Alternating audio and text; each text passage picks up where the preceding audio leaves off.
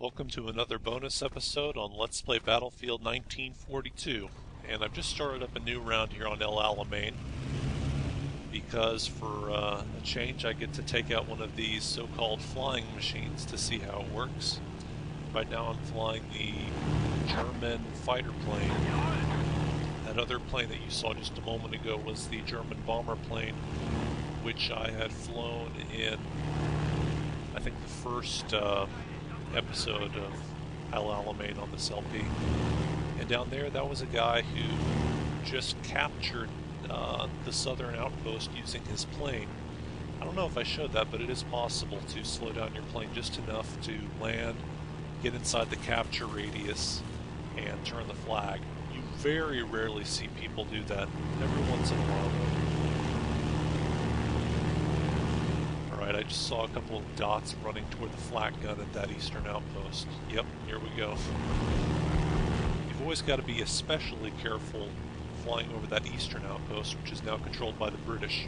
There is a flak gun at all three outposts on this map, but that one in particular tends to be manned because I guess it's easier to get to than the other ones. Well, the southern one's easier to get to, but people just tend not to concentrate as much. So I'm just going to bypass that eastern flag as I return to the enemy airstrip.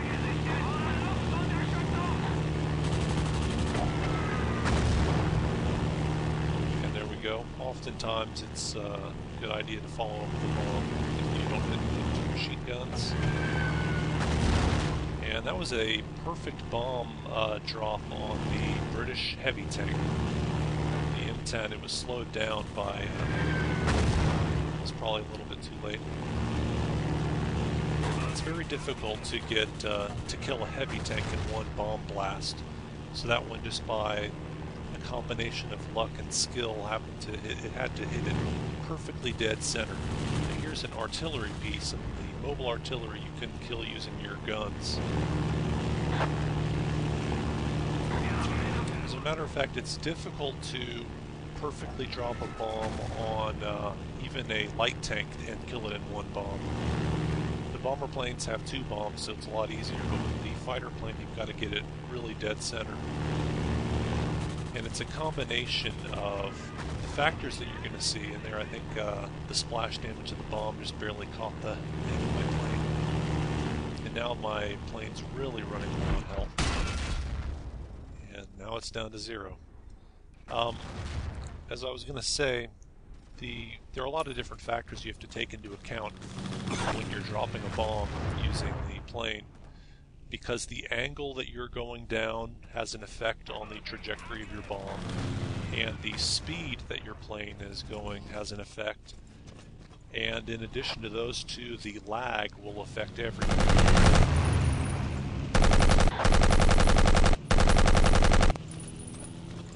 Actually got quite a few hits there with the assault gun on that plane. I don't know why I spawned in as an assault. I guess it's the default, I think, and I just happened to... I spawned in really quickly and went running for a plane before the other plane campers caught it. And so now I've respawned here at the airfield, and I'm officially a plane camper. Although the difference is that if you've taken out a plane and it gets destroyed and you respawn in, you know that there's going to be a plane that respawns and it's going to be yours, and B, you know approximately where it's going to respawn in. If you're really a professional plane camper, you'll know the exact location that your plane will respawn, and you can stand there and hold down the E key. You know, it's kind of a nice little long-range shot. If you hold down the E key, the vehicle will actually materialize around you and you'll automatically spawn into the vehicle. If you don't hold down the E key and you're standing where the vehicle's supposed to spawn in some cases the vehicle just won't spawn. That is actually a kickable offense on some servers. That's one method that griefers can use to, well, grief people, is by standing where vehicles are supposed to spawn. That tank was really smoking, so it wasn't too difficult to get a kill on it with some splash damage, probably.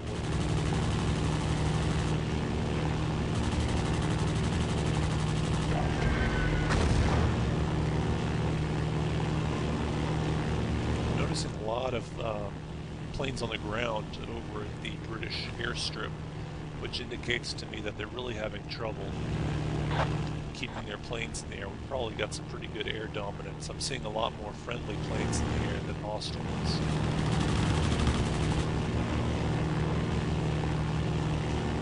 You know, it's actually not too difficult to kill infantry using the machine guns.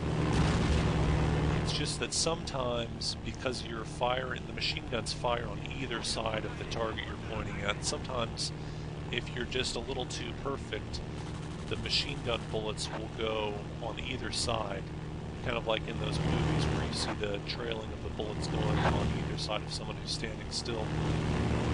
So you may want to have a little bit of left to right movement. The bomber planes sometimes have a different spread of the bullets.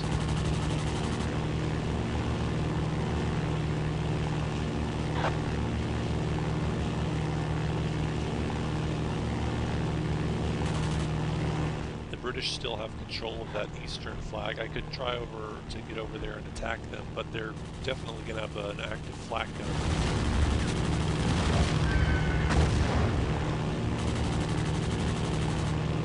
I actually managed to, I saw the hit indicator light up there, so I got a hit on the enemy Jeep, but didn't manage to kill or destroy the Jeep, which is pretty rare. Usually if you get any kind of a hit on a Jeep, you're going to destroy it. And yes, this is officially now a flying episode of Let's Play Battlefield 1942, as indicated by the chatter there, Grumble Bunny. Of course, it's going to be a flying episode so long as I actually stay in the air. But given the amount of air dominance we've seen thus far, the only thing that's going to take me down, yeah, there we go, we see an active flak gun over there. There are two different flak guns at the main base that often come into play. It's almost always going to be the one just behind the airstrip. There's also a flak gun, at least one flak gun, maybe two, on the upper portion of the base, but that tends not to be manned.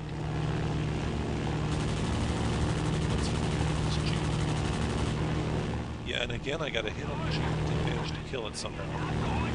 You have to lead the Jeep targets almost like you would a plane. They tend to go pretty fast.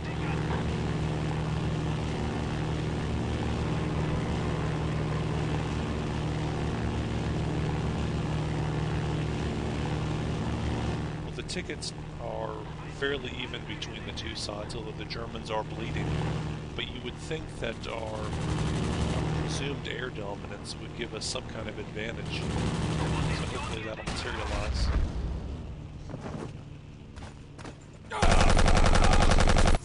I just barely managed to survive there going prone with the assault gun. That's pretty much the only way you can get good accuracy with it. And I'm hearing a lot of ricocheting bullets all around, so I'm being fired upon or sniped at.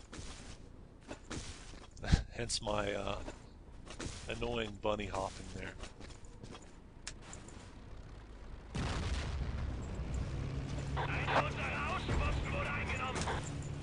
Right, I've been spotted by a number of people, I think.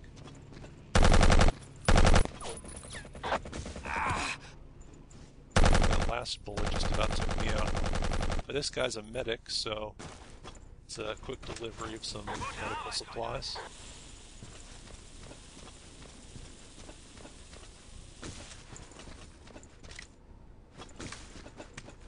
Presumably they're all going to be gunning for me over where the plane spawned, and in fact, if they don't even know I'm there, they're still going to see me.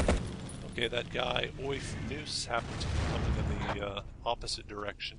Maybe he was trying to sneak up on me. But at any rate, those plane campers are going to be over there where the plane spawned, so I definitely didn't want to go that way.